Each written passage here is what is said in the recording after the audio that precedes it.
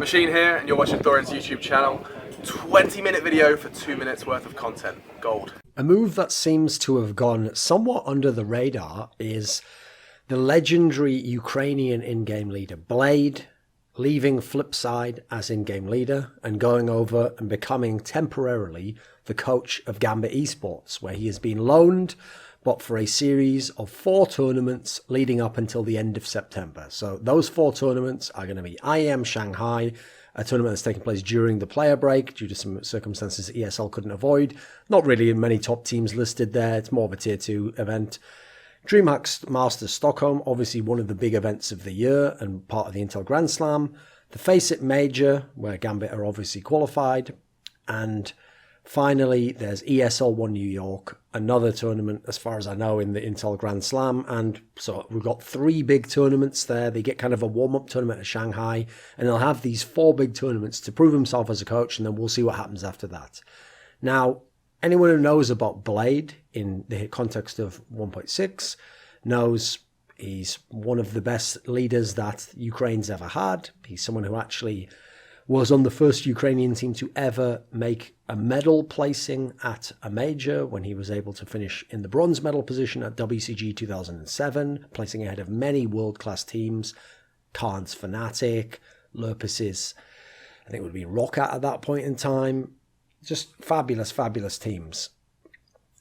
But how can he be a game changer as a coach, though? This is not a role that you think of and that we necessarily expect him to be able to fulfill. He's been in-game leader his whole career, hasn't he? So one of the reasons I think that this can be very, very important is because it can really show us what's possible when you're just the coach of a team initially. And then, if you look, there has been a lot of murmurs in the community behind the scenes with players and teams that more tournaments are actually going to adopt the rules where, like we had back in 2016 before the Valve ruling for majors, where you can actually talk during freeze time or you can talk during more rounds than just during timeouts if you're the coach, which would then obviously mean the coach could have a lot more impact tactically and crucially. If it's a totally open system where you can talk all the time, he can be the in-game leader again, as some guys were doing in 2016 before that player change came in.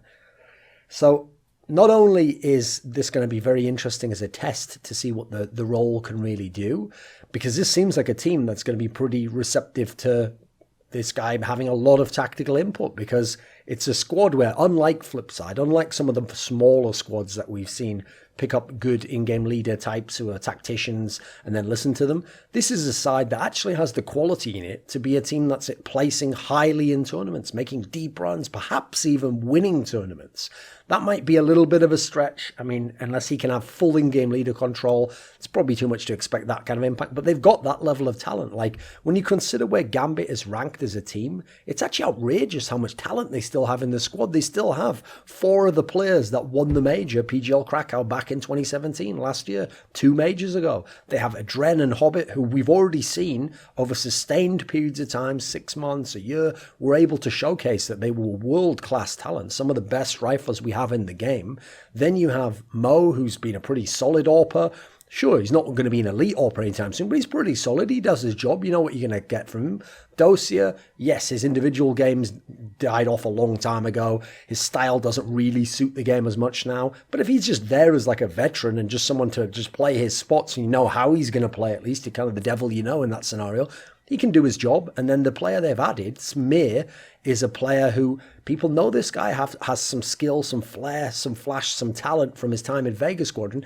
Admittedly, they haven't figured out how to use him yet in Gambit. So actually, that's one area where already I want to see what's going to happen with B1ad3 coming in. Is he going to do something different with Mir, put him in a good position? Remember, it was B1ad3 that originally put Electronic in a position to become some superstar player. Electronic went over to Na'Vi. Electronic was looking nothing like that initially until they figured out how to feature him in the offense.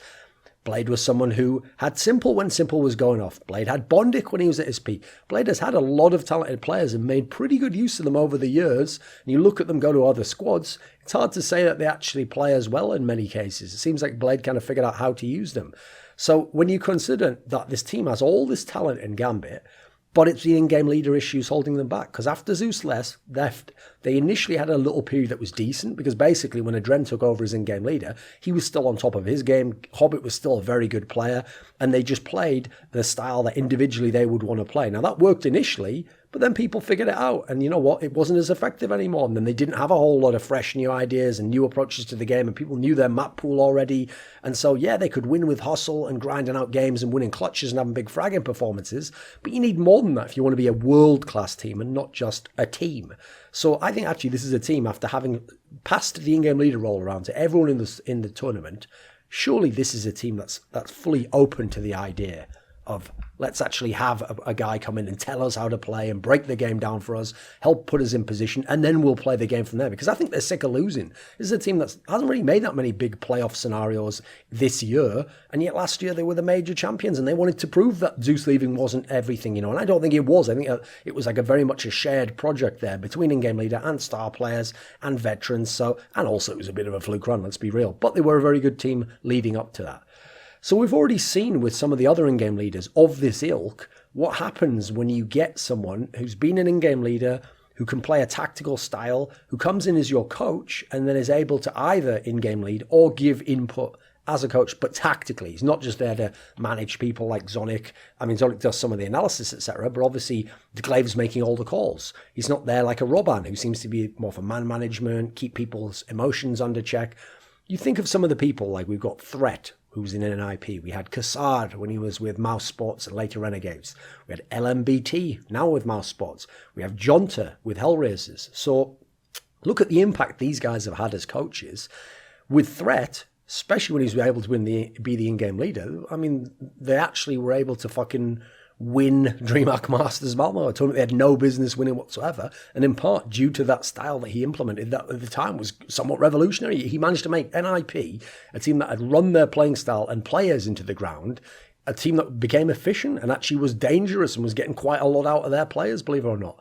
Then you look at a squad like Mouse Sports under Kassad. So when Mouse Sports were under Kassad, they went from being a team that had their superstar player, who's one of the best in the world, having to in-game lead, the rest of the players largely struggling around him and just basically never making any kind of deep runs in any tournaments. The best they'd had to that point in time was a top 8 at Dream Masters Malmo in terms of really big events, and then they just got beaten immediately there anyway. So you look at them as a squad, he managed to get them into shape where they finished top 4 at E-League Season 1.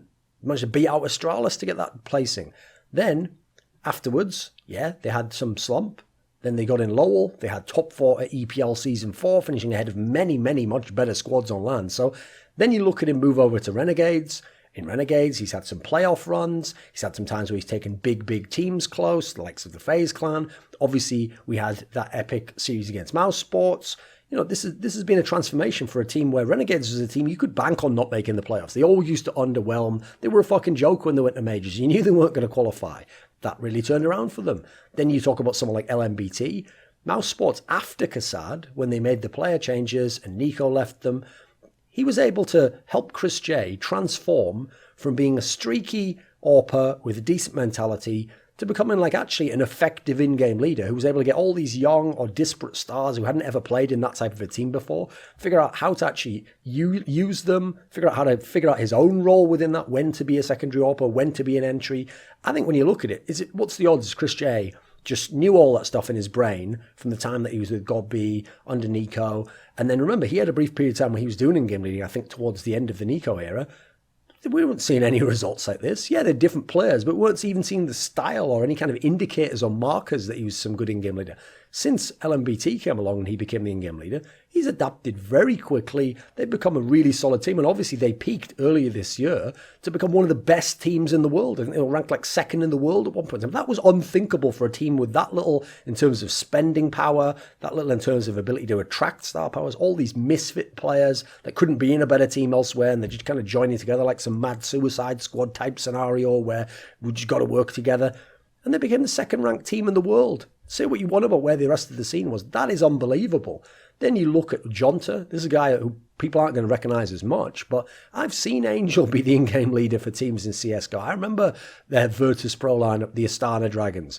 Those were teams that had no clue about the tactics of the game. They just played a very slow set style, played off individual ability, looked for duels, rotated onto spots where they'd gotten a kill. There wasn't a whole lot of intelligence behind what they did. They weren't reading the game. They didn't have in-depth tactics or a good playbook. They barely ever had more than 2 maps, realistically, and even those they could cause massive upsets, but they could also be beaten by much worse teams in terms of the rankings in themselves.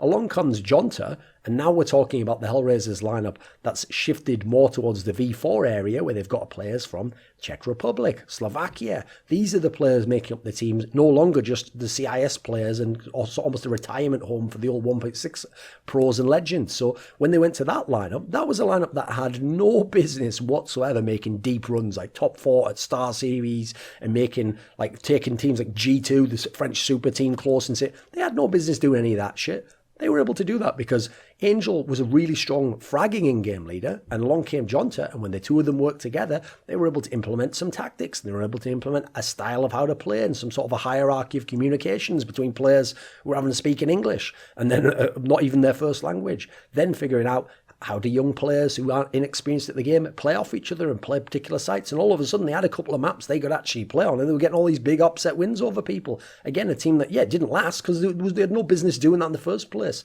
If anything, that shows me what a great job they were doing all in all there. So for me, Blade is a brilliant CS mind. I think one of the things I love about it, I love in-game leaders that have their own philosophy that they built from the ground up, all the way up. They've thought every aspect of it through. Yes, they might have to adapt it or tweak it at points in time, but they're always going to play into their style, their strengths. They're going to try and find players that either fit that or mold them into that. If you're not the sort of player where that works, you're not going to be able to stay there for long. But when they have the right toolkit, the right personnel, their system is going to be effective, and it's going to be their own style. It's going to have its strengths. It's going to have its counters. But Blade definitely had that. And when you look at some of the players he's played with, I know there's that rep out there in the CIS scene from the newer generation, basically the CSGO players, that he's just, a relic of the past. Like, he's a guy who's just stuck in the past. Like, he can't do anything now. He doesn't understand, mid-round calls and stuff. He doesn't understand the modern way that, us young players play, because we've developed the game and evolved it.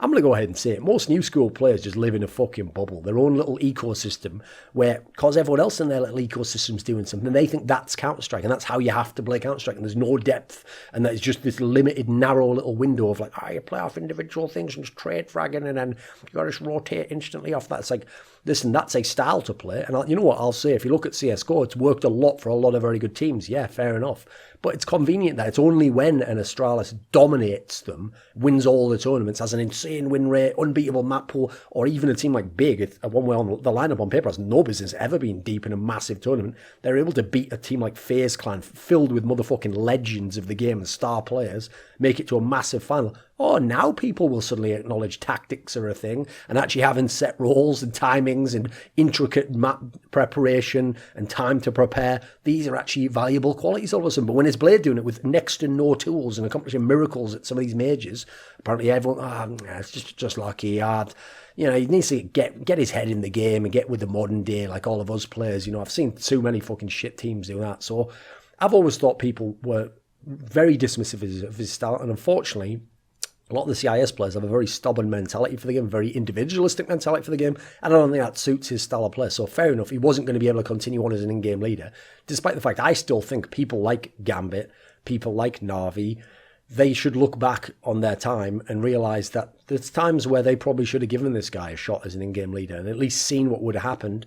And okay, if it turns out stylistically none of them can fit into that style or it's too rigid, fair enough. But I think some of them should have given it a go, whereas they made a self-fulfilling prophecy because he was on a lower team with next to no talents to work with, and all the talents kept leaving despite looking amazing, that meant he wasn't good because he wasn't beating them out. But they had way better talents and much more money and resources and everything going for them. So I always thought it was a bit whack myself. They were happy to take his players that he moulded, and then they were just going to dismiss his entire style, make out like it wasn't worth anything. So for me, there's so many areas that this could help in, but as I alluded to earlier, the key for me is that more tournaments start reverting the comms ruling and making it so that you can talk either during all of freeze time or during the whole rounds himself. Like DreamHack, I forget which it is, if it's freeze time or the whole game, but I believe DreamHacks, because I remember it was back at DreamHack Masters Vegas where they actually had Starix behind Na'Vi still, that everyone said, oh, maybe this will transform them back into a top team because, you know, now he can just talk all the time and comment, etc.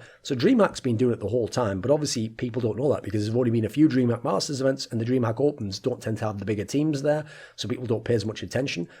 There are rumours maybe someone like ESL is going to do something like this. And for me, if a few of these dominoes fall and enough of the rest of the scene reverts that change or makes a compromise between, fair enough if Majors won't do it, but it'd be worth it to have one of these guys just for what you'd get at the other tournaments, quite frankly. So that would obviously be a game changer in itself. Because for people who don't know, I'm going to end on a little anecdote here, which is that B1ad actually did exactly this for a team that had a solid major run, which was at DreamHack Winter 2014. Remember the major that LDLC won over NIP in thrilling fashion in the final. B1ad at that tournament was playing the role of coach for Hellraisers. And this was Hellraisers with Dossier and with Angel and with these sorts of players and Kucha, and most notably with Simple. This was the first go around at a really big team that Simple had. And at this tournament, they brought in B1ad because actually, funnily enough, I'd made a video on them, actually, Hellraisers, and about how like they basically were just a waste of time at that point in time. They'd massively degraded. Funnily enough, I'll say that a player within Hellraisers actually said they saw that video and they thought I made some decent points. So anyway, they went out, they got B1ad, and they made him their coach, but he also was sort of in-game leading from behind them. And at this tournament, in the group stage, they were able to beat Fnatic, the number one team in the world, on Mirage, one of Fnatic's best maps. Some said even Fnatic's best map at the time, I thought was Infernal, but some people said Mirage, very, very strong map for them. Yes, Simple went ham, had like 27, 28 kills or something, but that wasn't it. It's like the way they read the game, some of the things they did on the T side. B1ad clearly had an impact here, and the players were very happy. And because when they got to the playoffs, they got drawn against NIP, who'd only come second out of their group. I mean, I wrote a whole article about this. And in the NIP's group, they'd not only lost to LDLC, the team that was obviously going to go on and win the tournament, but they'd barely beaten ESC, who were the Polish players like Innocent, Mouse, Sparrow, etc., from what I remember. And they'd barely beaten them in a cash game that had been very, very narrow down the stretch. And so people were looking at Nip, who'd already just got Makalele. This is their first tournament with him. Fiflaren's gone. They didn't be in the slump when Fiflaren had been gone. People are thinking these guys are just going to get banged out. And in fact, if he's just done that with Simple and Hellraisers to Fnatic, fuck, maybe they're just going to win this quarterfinal series and be top four, and we'll be forgetting about Nip. Obviously, that didn't happen. Forest went fucking supernova. Get Right was pretty good as well. Simple wasn't able to have a massive impact. Remember, the guy was like about 16 very briefly. I think it was like a month into being 16 or something at that point in time. And they went out in the top 8, and unfortunately, that ended the experiment. B1ad went back, B1ad went off, played a flip side, didn't become a coach full time, and we never got to see that. So the big thing for me is I've already seen hints of what's possible if it's someone like this comes along. I've seen some other people with good examples, even with very limited circumstances, of accomplishing great things. So I want to see if he can do something special with Gambit here, if we open up the rules some more so he can have more impact.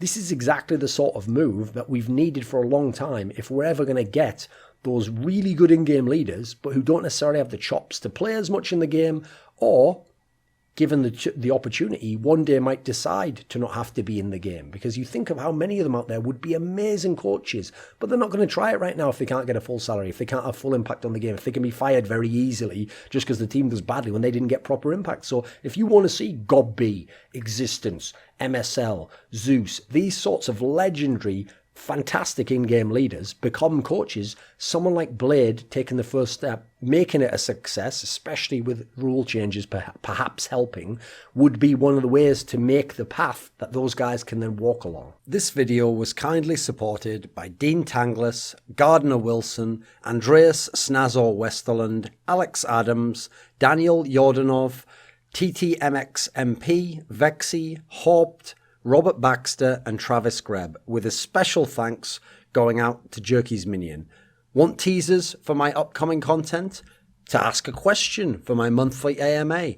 How about taking part in a discussion with me about esports? Or perhaps you want to suggest a topic or a guest for my content? Become a part of the Scrilluminati today at the Patreon link in the description box below.